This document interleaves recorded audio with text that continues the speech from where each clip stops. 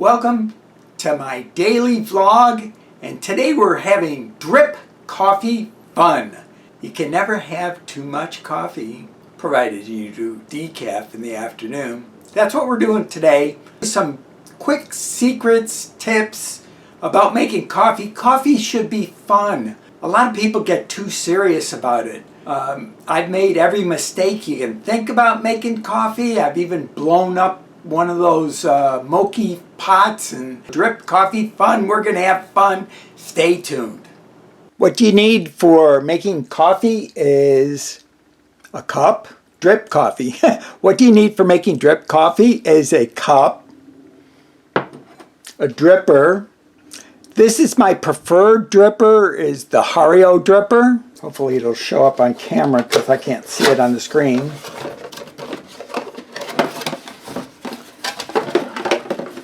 This thing is amazing. It's a perfect dripper. You get great coffee out of it until you drop it the first time. This is actually my third Hario ceramic. I had a couple of those.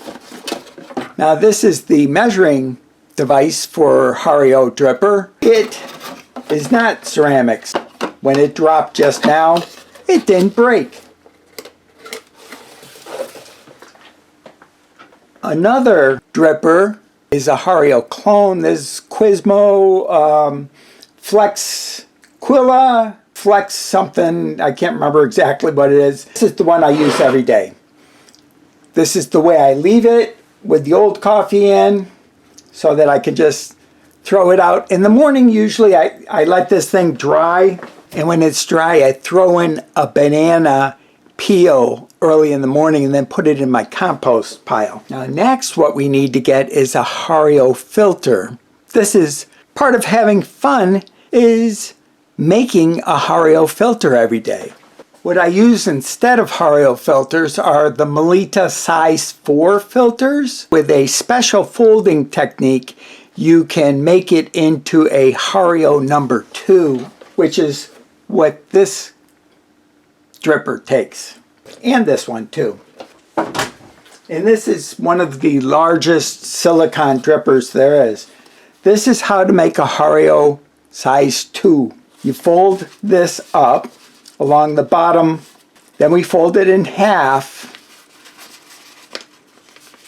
like this. My airplane fold.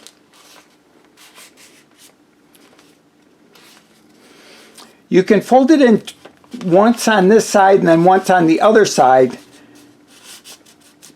but because I'm right-handed, instead of folding it in like you'll see on other YouTubers doing it, I flip the filter and then turn it over again and then fold it in. You end up with the same fold, except when you open it up and when you're stirring, when you hit the fold, you're not going to be pulling the filter away from the cone, coffee cone, the dripper. Filter fits in just like this. Then what you do is you bring it over to the sink, put water in it, and have a cup to empty it into.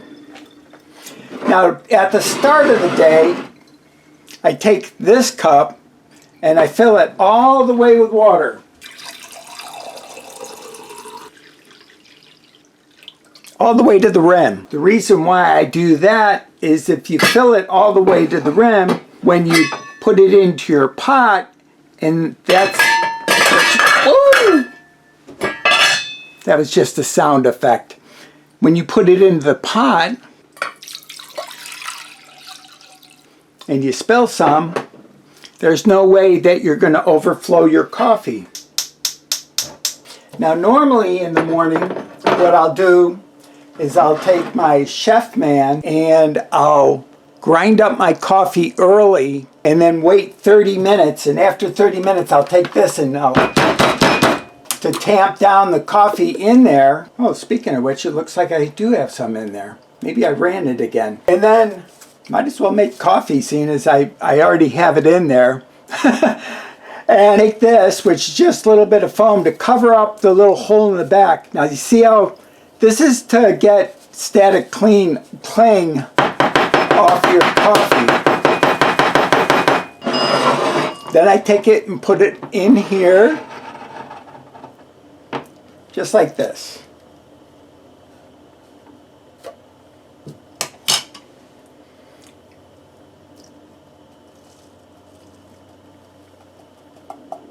Just that easy.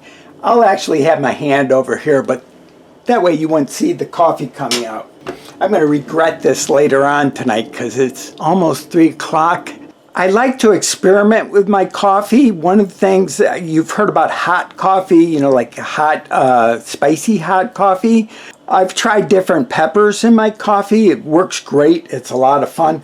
But one thing that I just tried today, which is something new for me, is just to lightly tamp down the coffee.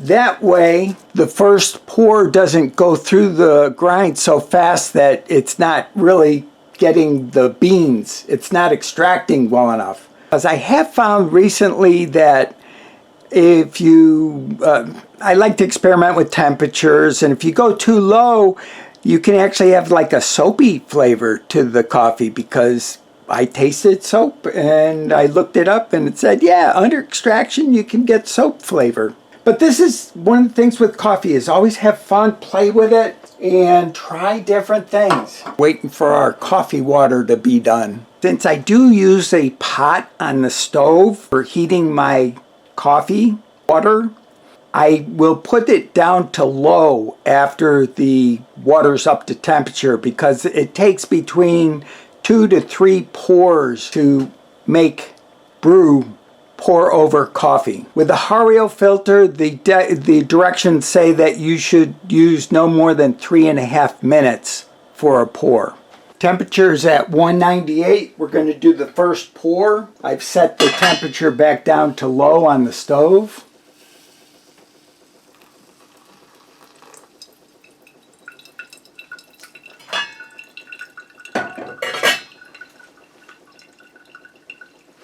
And we'll wait between 30 and 40 seconds before the second pour. Now it's time to the second pour.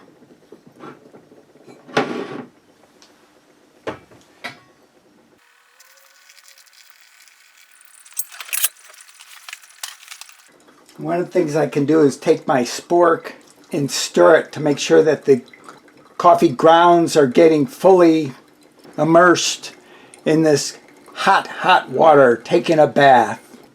Been another 30 seconds. We still in the frame? Yes, we are.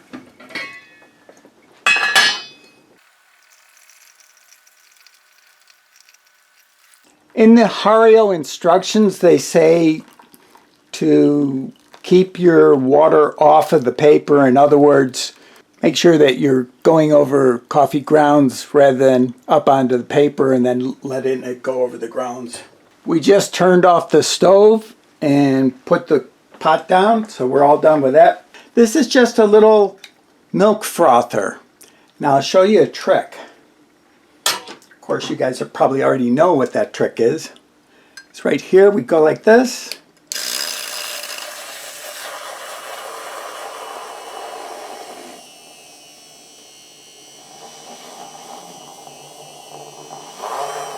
Now, how's that for coffee crema?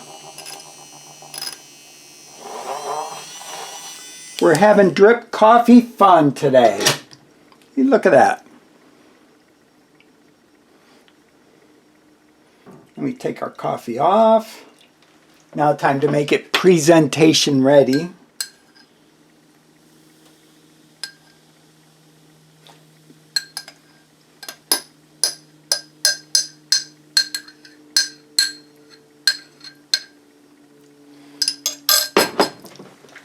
Well, we're having fun with our coffee. Coffee with a head on it. Oh, that's delicious. Adds a nice twist to the morning coffee. Just like drinking beer, except it's coffee. Yum. Well, that's my vlog for today.